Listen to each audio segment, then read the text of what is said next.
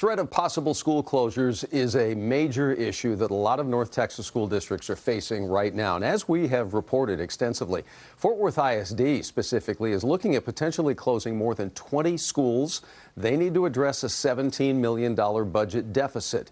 As our Aaron Jones shows us tonight, parents at 3 local schools all came together tonight for one mission: to fight their schools for their school's survival.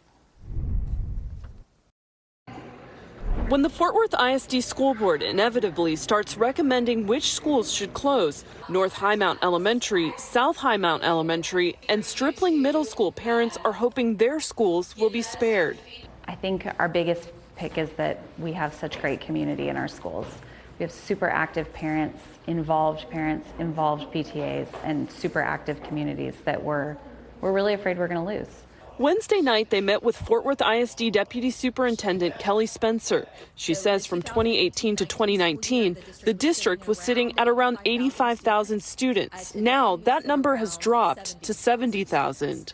The demographic study that has been done as part of the master facility planning process tells us that over the next 10 years, we'll continue to decline and probably level out somewhere around 60,000 students.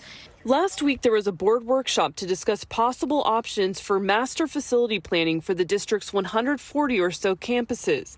A committee with mainly community members and a task force comprised of parents and staff presented possible options, some of which include closing North Highmount Elementary, South Highmount Elementary, and Stripling Middle School.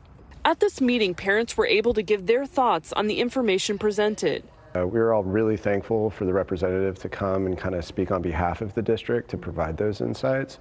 I think there's still a couple of loose ends that we would like to be able to address. They're now discussing a plan of action moving forward. First of all, we have more of a legislative edge where we have some parents getting together to talk with our school board members, deputy superintendent and superintendent, to talk in small groups. And then our community arm is more focused on showing up at these community meetings, sharing information. After being named the lone finalist for superintendent at Tuesday's school board meeting, Dr. Karen Molinar stated she's looking at late spring before any recommendations are made. This is not going to be next year where we're looking at closing 5, 10, 15 schools. It will be a phase in. And then as we go through the process, we have to make sure we're continuously updating and making sure our decisions are still the correct decisions as we go. And next week, the district will be hosting multiple meetings to discuss the possible closures. They'll be sharing the latest information and taking questions. Parents asked to give their feedback. In Fort Worth, Aaron Jones, CBS News, Texas.